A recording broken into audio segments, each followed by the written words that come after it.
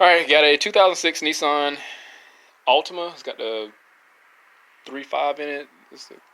What is this? This engine code for y'all? VQ35DE. That make all the difference in the world. I don't know shit about Nissans really like that. Alright, what's happening is this has a misfire under load conditions. Meaning, like, if it's idling, it may miss, but if you put it under like a load at idle, such as reverse or drive, it'll miss. If you put it under load conditions while going up a hill, it'll miss. But when you cruising, it doesn't miss. And I know the customer called and was like, "Hey, how much you ought to put in spark plugs?" But normally, spark plugs don't cause misfires like that. They're usually, when they're broken, they cause consistent misses. Despite say if the coil works fine, despite the spark plug having a large gap, that spark is still capable of reaching the electrode from the electrode to the ground. It's capable of grounding itself out in normal running conditions, assuming there's no other variables, that you have a good and healthy running engine. What happens, it could cause some inefficiencies in the combustion chamber, but as far as as far as misfires, you're not going to have it. So let me repeat myself. If you have a good coil, if your coil's fine, but your spark plug has an excessive gap in it, it'll still run fine because you have a healthy secondary system, healthy primary system. It just have to work a little harder to achieve that gap. And it only gets easier when you have fuel atomization inside the combustion chamber. So this kind of gets to my next point here. So the car is missing under load conditions at idle. So I think it's going to be either a failed coil, or a arcing condition, which I really think is going to be 90% of arcing problems in the cylinder 5 there, or either a combination of arc and excessive gap. So it could have a defective boot and a worn spark plugs that will contribute to the load conditions and cause the spark plug to not appropriately fire under the demand. So when it misses at idle and under load conditions, like even with boost vehicles, it can be fouling of the spark plug. I'm not going to say that doesn't happen, because it's harder for a spark to jump between the. Hold on 1 second. All right, so let me just say I can show you, but I can tell you. But it's harder for the spark to jump between the ground and electrode, or electrode to ground, however you want to look at it. It's harder for the spark to jump in normal dry conditions, such as atmospheric conditions or lean conditions. So if you don't have any fuel that's capable of being a conductor and making it easier for that spark to arc, then it makes more sense for the car to miss at idle. Okay, so I'm using this as a reference to where it could put more of a demand in the combustion chamber. So when it's idling and missing. All right, so if it has demand and under a low condition, even something as slight as being in reverse, and it starts to misfire, it's simply because it's under a load condition. The fuel parameters change, and in fault here, the fuel system or an ignition system can't compensate for the demand of the ignition system, so it misfires. I hope that makes sense. So if anybody cares about that, we have a misfire likely due to the fact that we have a broken boot and the demand in the combustion chamber is lean to where it stresses the secondary ignition system to where that spark arcs because it has a hard time achieving that gap. I hope that makes sense. I'm not going to confuse anyone or myself because I feel like if I'm talking, I'm confusing people. But that's what makes sense to me, and why we got those conditions. But anyway, I want to look at some fuel trims and we're going to see if we can determine when it's misfiring by looking at the fuel trim data. And I know I can't really isolate the cylinder unless I pull out a scope, and this car is not that serious right now, and based on the preliminary analysis that I had with this, I'm going to say that it is just simply going to be a coil, but I would like to show people what I have found out. I don't think it's a vacuum leak because it's not affecting all banks. Even though that can happen under load conditions, it'll have a misfire due to vacuum leaks. That's not the case. It's not a common crank sensor like some people will say in like a really old video I had. It's not a blown head gasket. It's not overheating or anything. It just simply has a misfire. So let's look at some data, and hopefully I can get it to miss. And when I go to pull this stuff off, we can look at the suspected coil and see if my conjecture is right. But as far as the misfire, I really think is due to just the broken boot or just the worn out coil. I mean, I don't think anything otherwise. I mean, even then, I mean, I don't want to get all technical or anything, but even the internals could be stressed out under low conditions with the back feed. So I'm just going to leave it there, and let's look at the data. Literally like hot in the car now. My phone's not going to allow me to record. I'm going to see what I can get though. If not, we're just going to have to pull the stuff down and take a look at it.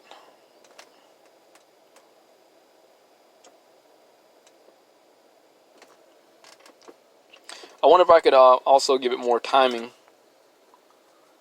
If I give it more timing, it could actually help burn the fuel off a lot more than retarding the timing.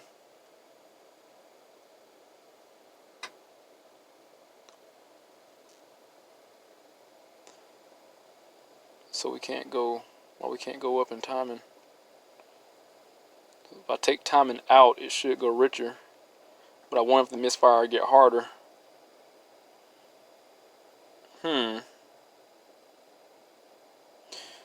Let's see, what could I use? These are going to be, these should be the initial short term aperture ratio voltage.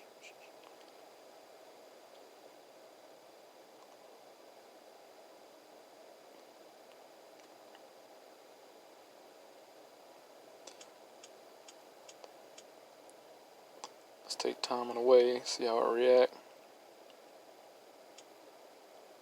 See, bank 1 is going higher, which it can't tolerate. It cannot burn that fuel off. But being that I took timing away, it did change the misfire, but it really seemed like it's going to be number 5 here, being that this is almost pegged out rich, and all that fuel that I allowed accumulate. And I'm just looking at the downstream sensors here, post-cat, being that all that fuel saturated, all the oxygen potentially was eliminated in the catalytic converter, and this is why we got a richer condition. And it probably just took a while to take all that oxygen out. So I'm gonna recommend we put plugs in here, of course, and if the plugs are bad, and I guess we'll pull out one in the front and see how it looks. But that doesn't mean the plugs in the back will change. So, and just to go back, I added more fuel and monitored the downstream sensors. And being that they're oxygen sensors, the low is lean, high is rich. Look at that, the downstream on 2 is going back to normal. So the oxygen content is higher, and the car is capable of compensation. So being that, and I kind of still have to trust the oxygen sensors here. So, and I'm going to go off the simple fact that, we just probably got a bad coil, but it just never hurts to check everything. So being that we added fuel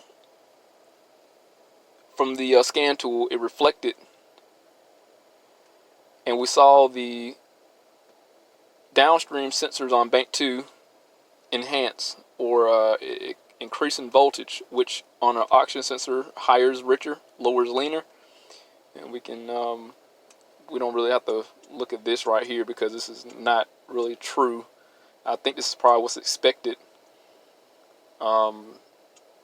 because 950 millivolts is rich with the oxygen sensor.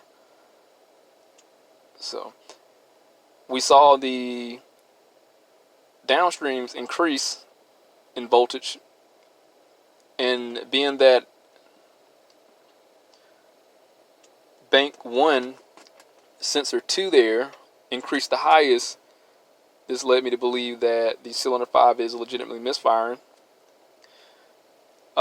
We went into the timing, turned back the timing, and when you cut back on timing, it should run richer because the timing is slower to respond instead of optimizing the fuel and air. Again, but being that the timing was retarded, it can't burn off the fuel optimally, and we got a richer condition. So it did create a richer condition even more on top of the fuel saturation in the converter. So I'm going to change the coil and inspect the spark plugs. But my phone is overheating, so let's go back out here. My phone literally is going to let me record today. So I'm going to cylinder 2 here.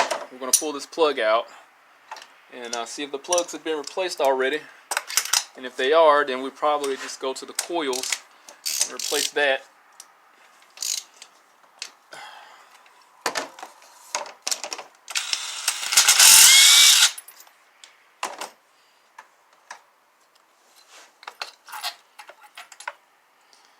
Yep, the plugs are worn.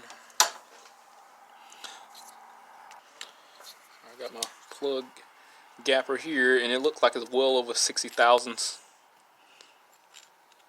Whew, golly. Man, we're at 90 thousandths. That is ridiculous. Wow. Right around 90, I want to say 92 thousandths. That's a big old plug gap. Now, I'm not going to say that this likely isn't the contribution here, because here's the thing, and I'm still going to change the coil after I inspect the boot of the coil, and being that this is a customer, I don't want them coming back for that same issue. So I would feel better changing the coil on cylinder 5, but we're going to inspect that. And even though these are horrible, the problem is we don't have multiple cylinder misfires, even though we had multiple cylinder misfires. Now, that's just a generic code that comes up when the vehicle is incapable of deciphering which cylinder, distinguishing which cylinder is actually misfiring. So I'm going to still change that coil, and what I could do, just for safe measures, just swap it.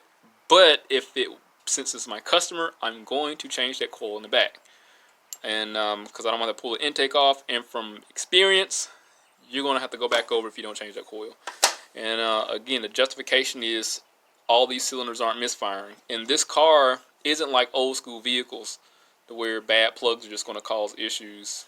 I mean, even though the vehicle's old, it's just the car is still very intelligent enough, and in comparison to the 90s, the car is still capable of intelligent enough to make accommodations to fuel parameters. Now, also, you can tell the plugs are old because you see compression seeping through the seeping on the porcelain here. So these are bad, and it has a 90,000 gap. I've never seen a plug this bad before with the gap this wide. That's a good plug, meaning that the plug work. It's just got a wide gap. So I can go through like bits and pieces of pulling off this intake. I've done it multiple times on Nissan, so there's nothing special. This does have the EGR tube. It makes it a little more difficult than the ones that don't. So I'm going to recommend that we do change the plugs and the coil again, because I don't want to come back. Now, I will say this from experience, and I'm going to do this just for you guys. I'm going to clean that intake and screw something up. It's going to idle really high when I clean this, because when I pull this off, I like to clean everything, make sure it's neat and tidy. In reality, it's best to leave it alone, because if your scan tool is incapable of adjusting the idle, you have to go through a manual procedure and adjust the idle. I remember one time it took me an hour to figure that shit out. I'm horrible at following directions. Seriously, I'm horrible. But if you clean the intake and the throttle body, you will have idling issues, and you will either have to go through a manual reset, which requires you to press the accelerator pedal in a particular sequence and cycling the key, or you're going to have to go through the scan tool. I've had it work both ways, and I think the code that comes up is P1300. The okay to go ahead and repair the vehicle. I'm gonna go basically over some of the stuff you got to take off. And I'm not going to make this very difficult. It's not that hard. There are approximately 2 brackets in the back. They should be 12 millimeter. I want to say 3. So there's 3 bolts in the back. Here on the side there. Then there's 2 more closer to the throttle body you have to take off, if I recall properly. And those are going to generally inhibit the person from taking this intake off once they remove those 12 millimeter bolts, I want to say. And of course you're going to have to remove the intake tube, the EGR tube on the corner here. You disconnect the connector, some I want to say vacuum lines, everything you see, you want to pull that off. I'm not going to go through there's 1,000 videos how to remove this. We're just going to look at and inspect the vehicle for its misfire, just to kind of get to the nitty-gritty of it, because this I already talk a lot, so this is just going to take up a lot of time just going over how to do this. But just the basics: 10, 12, and I want to say a 14, and a pick, and a flathead maybe, and have fun. Of course, in the 5/8 to get the spark plugs out. So I'm going to do it my way, and I'm not going to take some of this stuff off. I'm just going to move it up to get some space so we can inspect these components. So you do your thing, I'll do mine, right?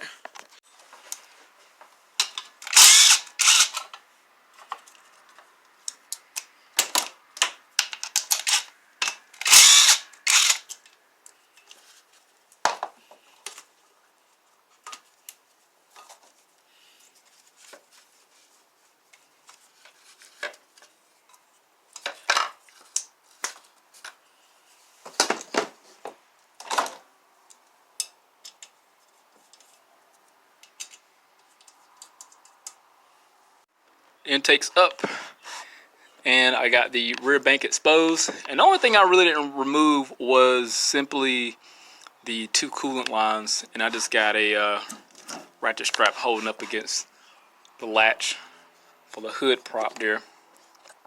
I think I call it right, a hood's prop. It's not a prop or anything, but the locking mechanism. So I got 5 here. This should be 1, 3, 5. And how we know is bank 1, we simply just look at the injectors. This is one easy way. Which injector is closest to the timing chain is going to wind up being this bank here. So if you kind of take your finger, go directly crossed over, we know that this one is sitting further than this one. So this is going to be bank 1. And if you don't know this, you can always use that as your point of reference. So here's our culprit, cylinder 5. We got,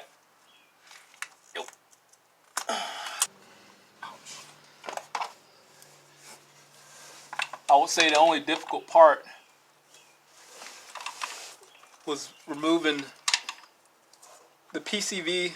I mean, they're all different on some vehicles. Some of it's going to be easier than others. I just need to take the coil out and get enough room.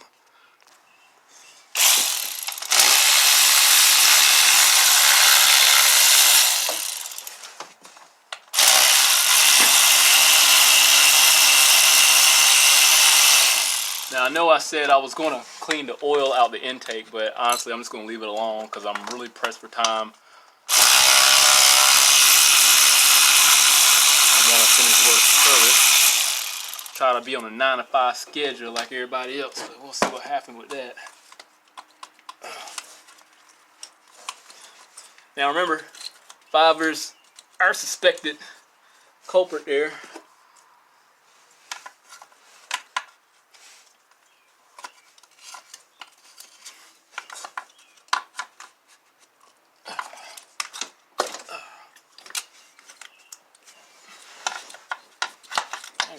trying to get out of here.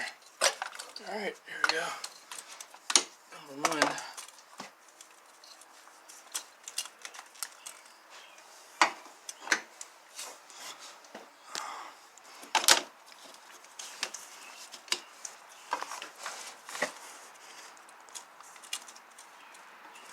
It's like crap around here.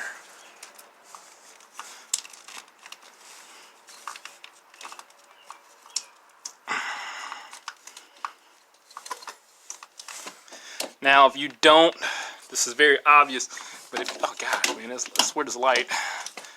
If you don't have, you know what? Just stay put. So if you don't have the means of buying a new coil and you want to ensure that you are taking out the proper one, just swap the back to the front bank. Being that we know this is a cylinder 5 misfire, swap to the front bank. Let me put a rag over, because I can tell you, just my luck, man, I'm going to drop something down there and screw up life, make things a lot more difficult than what it is. So here's number 1. I'm just going to go around and inspect the coil boot, make sure there's no pits. You'll see an infamous white dot with the black pit in there, and I don't see anything on 1. Here's 2, and 2 look, well, that's that 2. We got 3. So I got 3 here. 3 looks perfectly fine. There's no white pits. Now I'm going to look at the spring inside of it. Even though this is not the culprit, this looks fine. And here's our problem child. Look at that. As soon as I pull that joker out, told you, man, I am like, I swear I'm the shit.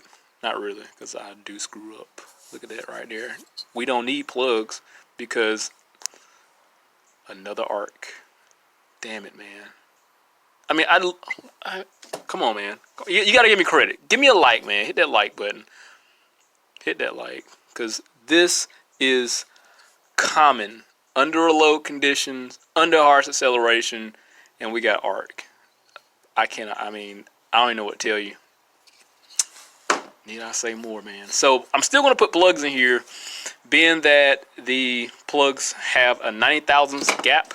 Technically, I don't need to replace this coil, but I'm going to do that anyway. I don't want them coming back at all. So I feel good about this repair. We assessed everything, look at the fuel trims, changed the timing, added fuel, and everything pointed towards the cylinder 5 and confirmed exactly what the check-in light was reading.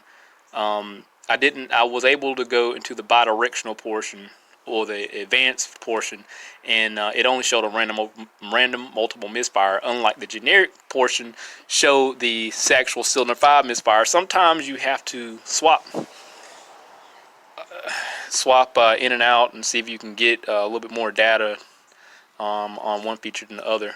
So this is that thing I was saying earlier, and even though I threw out other possibilities, this is just like dead set on arcs. I mean, this is just the epitome of what I was talking about. And let me see if I can get the focus a little better. There we go. The epitome of what I'm talking about. I think this might be my thumbnail. So, alright, let's go to the parts store, get the parts. I'm not going to show the full repair of this. I mean, this is just putting plugs in the car. We got to the meat and taters of what I was referring to. And honestly, you know, this is not the first time or the last time I will deal with a Nissan with this motor and have this problem. I'm not sure why. There's no oil in there, but this must be just a weak part of this ignition coil that causes misfire. And you know what? It kind of makes sense, being that the springs, where the spring sits. You know, let's pull the plug out. Let's see if the plug has any signs of arcing.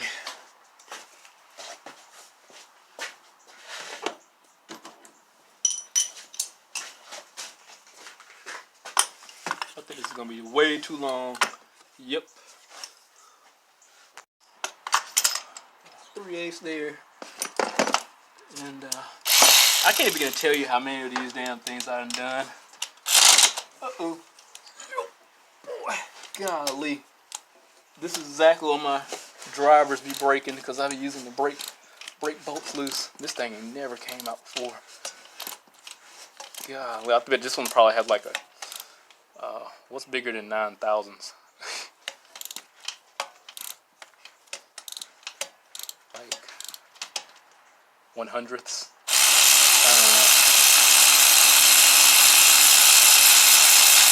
We're gonna measure it and put it that way. What's bigger than 10,000s, or maybe 11,000s, maybe? I don't know. Yeah, am I right? I'm a millennial. I don't know everything. Here we go. We're gonna take the bad one. Put that out with the bad one. Come on here, ball. There you go. Look at that. Alright, let's look at our sparking plug. That gap is crazy, man. It's like that thick woman I saw earlier. Check this out. Doop, doop. So there's no arcing from the actual porcelain, the insulation of the plug here. Let's measure the gap.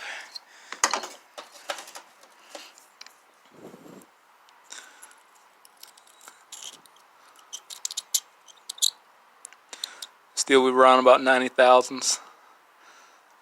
So again, I mean, if all the other plugs work fine, it's for the exception of one, and all of them like 5 out of 6 plugs. I mean, 80% of the time it worked fine, and just for some strange reason, that one plug didn't want to work. I highly doubt it's the gap. This is going to wind up being the coil, and I'm assuming because of the coil being so stretched out because of this gap here, maybe it had a lot of accumulation before, depending on how this plug designed. Because some plugs may have like a, I don't know, something that will cause a buildup of voltage to help emit a better spark. I'm not sure how this designed. I think it's one of the plugs that have like this little resistor inside of it. I think those are the ones, but I'm not sure how this is designed. I probably got to crack this joker open. But I mean, if the gap this big on top of the design of the plug, you know, it could cause the coil to build up a lot of resistance, and it has nowhere to go until it has nowhere else to go, for the exception of grounding out. That's the shortest path. All right, I'm going to head to O'Reilly's and get the high performance parts that I normally get. I mean, putting this new coil in there from O'Reilly's is definitely going to add a lot of horsepower. So let's go do that, and I'll see you in like a minute. So we're back. I got the coil here. Here's the bad one, and I got a high performance Master Pro. Nothing special. And they look really similar. They're like they're direct fit, so I don't see any real big differences here. I am curious. This one probably feels a little lighter. Maybe it's a little heavier. I don't know. Should weigh it. Be a good idea. I got some double platinum NGK cheap powered plugs. See that? Nothing special. So hopefully I'll have this done back in 30 minutes and running. And I'll just take it on a test drive and show you how things run. And maybe we'll look at fuel trims. We'll see what happens. So let me get to work. The engine's back together. I got the intake back on. Everything's hooked back up. The intake runner, or turner, however you want to call it, that's hooked back up. Got the vacuum canister,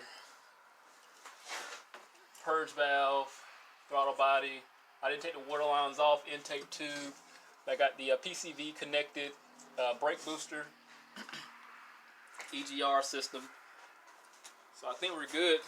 Go ahead and start it up, see how it runs.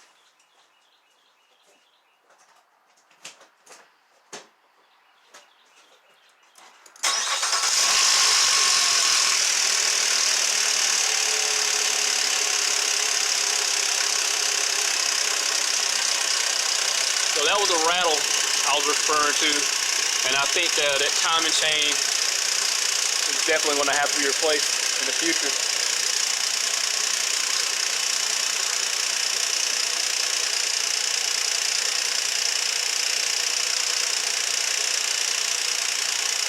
that or we got some lubricity issues, but the oil was just changed not too long ago. Now this isn't contributing to the misfire. However, I mean, this is something that needs to be addressed in the future if it's worth addressing. I mean, this car is pretty old. Like I said, it had 200,000 miles on it, and it's an 06. It might actually be guides, who knows, but I think it's just a tensioner. So the noise is definitely subsiding. You hear it calm down a lot.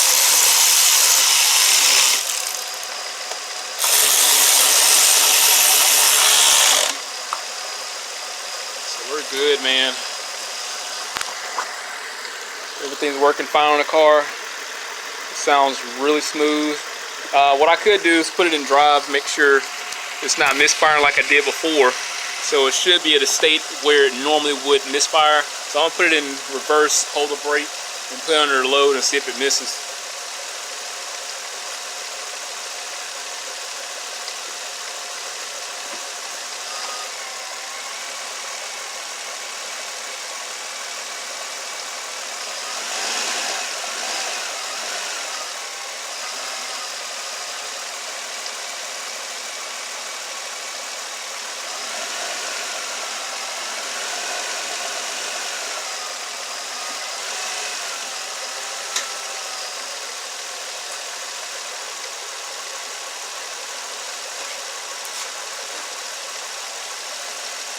Awesome. So everything's working fine with this vehicle. I'm not going to worry about anything else. I'm just simply going to clear this code out. What I'm doing right now. Take it on test drive on a 5-mile drive. Recheck everything and make sure it's good to go. Other than that, what was interesting? Let me cut this car off. Cleared. Car runs smooth. I'll inform about the timing chain, but I don't think they're going to get it replaced because of it's definitely going to see the value of the car. I already did quite a bit of work on this thing in regards to suspension, and now we're doing the addressing the misfire. So, but I mean, these cars are pretty reliable. I mean, hopefully if you keep the oil change long enough, we shouldn't have to worry about pulling that timing chain or timing cover and inspecting the timing chain. But I think I'm not going to have to do that with this vehicle. But the issue was obvious once we pulled the coil out and inspected, and that is that right there. I mean, I can't even tell you again, this is like just classic. I love when I'm right, don't we all? So, and you know, if anybody else have an Altail, and I know some Nissans I can look up misfire data. I think it was a Maxima, it was a late 06. I was able to look up misfire graphs, if I recall properly. Don't hold me on that. But this one, unfortunately, I wasn't able to do that. And this is not the first time I had to look up fuel trim information to be able to diagnose this vehicle to confirm that we have a legitimate ignition problem or fuel problem. Generally, it's going to be a coil issue. These are very common. These go through a lot of stress. At least the injectors have something cool. They don't have the same duty cycle as these coils do to be able to dissipate heat. So the injectors, I would assume, have an easier lifestyle than these coils. There's a lot more going on, more activating parts than just the mechanical solenoid.